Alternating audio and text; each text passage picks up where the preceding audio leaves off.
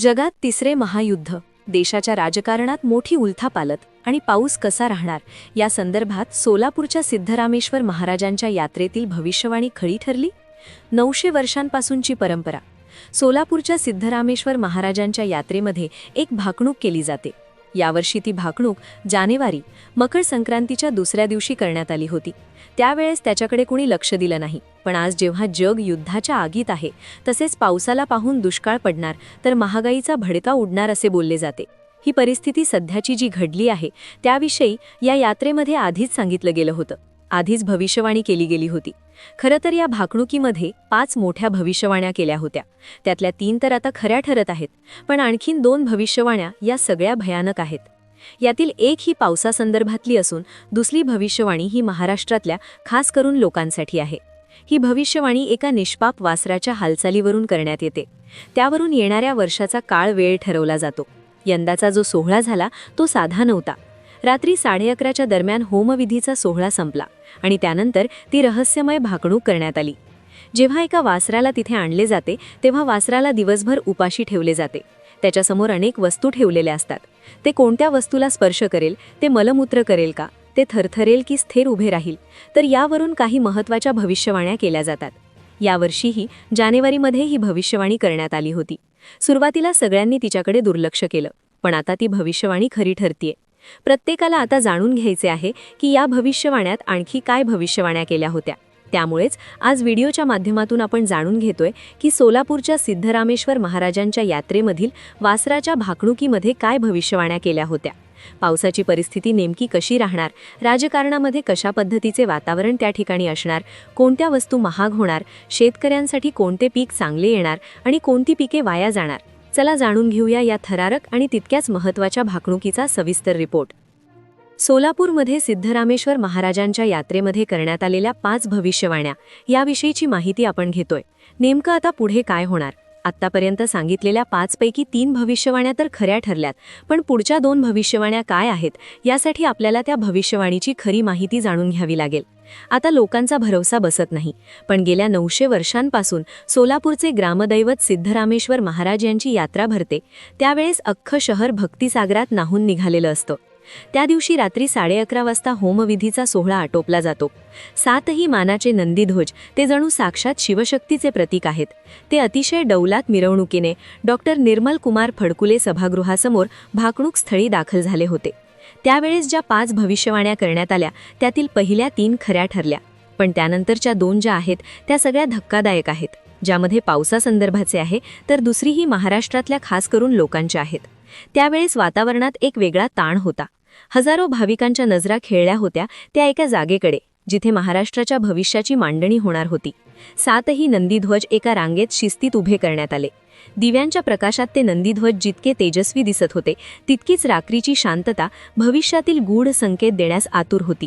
आता प्रतीक्षा होती ती मुख्य पात्राची, अर्थात भाकणूक करणाऱ्या त्या वासराची. हे वासरू साधन होतं.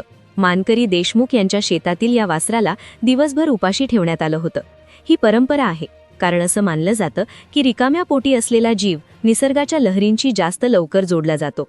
वाद्यांच्या गजरात गुलालाची उधळण करत वासराला भाकणूक स्थळी आणलं गेलं. मानकरी राजशेखर हिरेहब्बू यांनी वासराच्या गळ्यात मायेने घोंगडं घातलं, त्याचा सन्मान केला. घागरीतून आणलेल्या पवित्र जलाने त्याचे पाय धुतले गेले. कपाळावर हळद कुंकवाचा टिळा लावून त्याला साक्षात निसर्गाचा दूत मानून वंदन करण्यात आलं. वासरासमोर विविध प्रकारचे नैवेद्य मांडण्यात आले.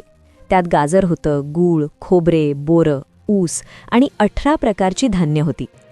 ही धान्य म्हणजे केवळ अन्न नव्हतं, तर ते या वर्षातल्या शेतकऱ्याच्या घामाचं फळ होतं. पण वासरू तिथे आल्यावर जे काही घडलं ते पाहून उपस्थित जाणकारांच्या कपाळावर आठ्या पडल्या. जसं वासरू भाकणूक स्थळावर आलं तसं ते शांत उभं राहण्याऐवजी प्रचंड ओरडलं. वासराचा तो ओरडण्याचा आवाज रात्रीच्या शांततेत घुमला आणि प्रत्येकाच्या मनात शंकेची पाल चुकचुकली.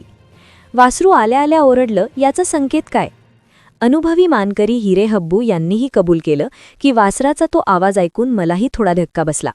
तो नेमका कशाचा संकेत आहे हे काळच ठरवेल. पण एवढ्यावरच हे थांबलं नाही. वासरू प्रचंड चलबिचल होतं. ते एका जागी स्थिर उभं राहत नव्हतं. इकडून तिकडे फिरत होतं, जणू त्याला काहीतरी सांगायचं होतं किंवा तो येणाऱ्या काळातील अस्थिरतेचा इशारा देत होता. भाकणूक स्थळावर वासराची ही अवस्था पाहून राजकारणात आणि देशाच्या परिस्थितीत मोठी अस्थिरता निर्माण होणार का असा प्रश्न उपस्थित झाला. आता खरं तर ते वासरू आणण्यात आलं आणि आता याची भाकणूक करण्यात आली होती. सगळ्यात आधी त्यांनी अस्थिरतेचा इशारा दिला होता. आता त्यानंतर त्या वासराला पुढे करण्यात आलं आणि त्याने एका गोष्टीला स्पर्श केला जिभेने किंवा त्याच्या तोंडाने. ती वस्तू होती एक लाल वस्तू. लाल रंगाच्या संदर्भातील वस्तू ज्या आहेत तर त्यांच्या किमतीच्या बाबतीत एक धक्कादायक इथे गोष्ट सांगण्यात आली होती. लाल वस्तू, लाल रंगाच्या वस्तूंची मोठी अडचण निर्माण होणार असं त्यावेळेस सांगण्यात आलं होतं.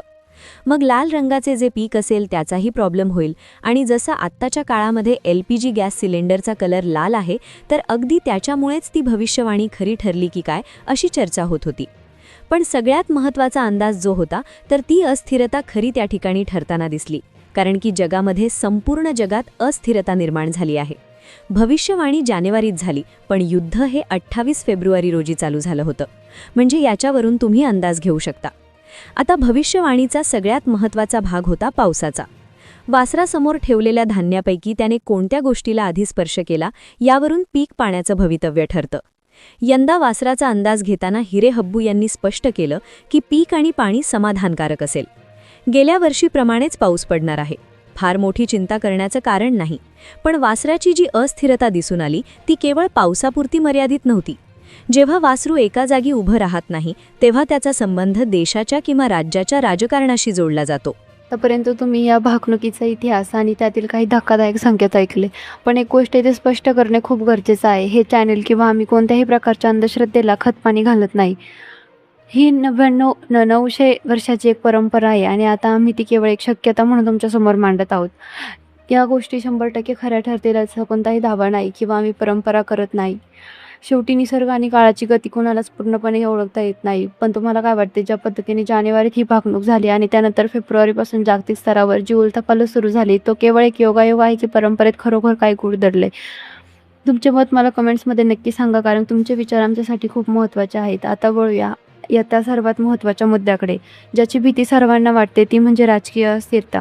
वासरू ज्या पद्धतीने भाकणूकस्थळी थरथरत होतं, त्या एका ठिकाणी स्थिर उभं राहत नव्हतं. त्यावरून जाणकारांनी राजकारणात मोठा भूकंप होण्याचे संकेत दिले आहेत. महाराष्ट्राच्या राजकारणात आपण गेल्या काही काळात पाहिलं की पाहता पाहता भविष्यवाणी चिंतेत भर टाकणारे नक्कीच आहे. सत्यसंघर्ष, पक्षांतरे आणि अनपेक्षित बदल यांमुळे सर्वसामान्य आता येणाऱ्या लोकांकडे लागले. पण लक्षात घ्या, ही एक केवळ शक्यता आहे. लोकशाहीत जनता जनार्दन असते, त्यामुळे राजकारणाची दिशा शेवटी जनताच ठरवते. त्यामुळे काय वाटतं, तुम्हाला काय वाटतं, महाराष्ट्राच्या राजकारणात अजून कोणते मोठे आपल्याला पाहायला मिळू शकतात? कमेंट्समध्ये तुमची भविष्यवाणी नक्की सांगा. शेतकरी बांधवांनो, या भाकणुकीत एक दिलासादायक पण सावध करणारा इशारा आहे. पाऊस गेल्या वर्षापासूनच काही असं जरी सांगितलं असेल तर वासराचे चलबिचल ही पिकांची पिदाराबाबत आणि निसर्गाच्या लहरीपणाबाबत सूचक आहे. लाल वस्तूंच्या महागाईचा जो उल्लेख आला आहे त्यात थेट आपल्या रोजच्या जगण्याशी शेतीमालाशी असू शकतो. गॅस सिलेंडर असो किंवा लाल रंगाची पिके जसे की मिरची किंवा डाळिंब यांचा भावात मोठी चढउतार होण्याची शक्यता आहे. त्यामुळे शेतकऱ्यांनी नियोजित पद्धतीने शेती करणे आता काळाची गरज बनली आहे. शेवटी या सर्व भविष्यांकडे आपण सकारात्मक दृष्टीने पाहिले पाहिजे. संकट येणार असेल तर आपण सावध व्हायला हवे, एवढाच याचा अर्थ घ्यावा. आम्ही पुढे सांगतो, आम्ही या गोष्टी पुष्टी करत नाही, केवळ ही एक शक्यता आहे. तुम्हाला जर हा व्हिडिओ माहितीपूर्ण वाटला असेल तर लाईक करा आणि महाराष्ट्रातील प्रत्येक व्यक्तीपर्यंत हा व्हिडिओ शेअर करा. आणि हो, 2026 बद्दलच्या तुमच्या मनात काय शंका आहे, तुम्हाला काय वाटतं, हे सर्व वर्ष खरोखरच संघर्षाचं ठरेल की आपण या सुखरूप बाहेर पडू? खाली कमेंट्समध्ये करायला विसरू नका. चॅनलला नवीन असाल तर सबस्क्राईब करा. पाहत राहा आमचे चॅनल. धन्यवाद.